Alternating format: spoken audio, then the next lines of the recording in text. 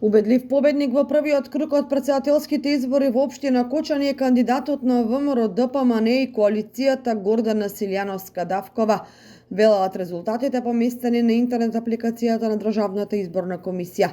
Конкретно, Гордана Силјановска-Давкова освоила 8059 гласа, што е за 52,59% од вкупниот број избирачи, додека Стево Пендаровски 3884 гласа, што е за 25,35%.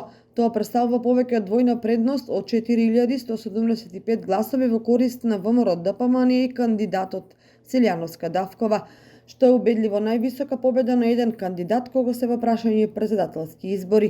Трет е кандидатот на движењето Знам Максим Димитриевски, кој освои 2060 гласа или 13,44%. Четврта Билјана Ванковска-Цветковска од Левица со 656 гласа или 4,28%. Стефчо Јакимовски од Гром освои 80 гласа, Бујар Османи од Дуи 32 гласа и Арбен Таравари од коалицијата Вреди со 15 гласа. Бројот на неважечки ливчења е релативно мал и изнесува 537. Од вкупно евидентирани 32.416 избирачи во првиот круг од претседателските избори во општина Кочани гласале 15.323 гласачи.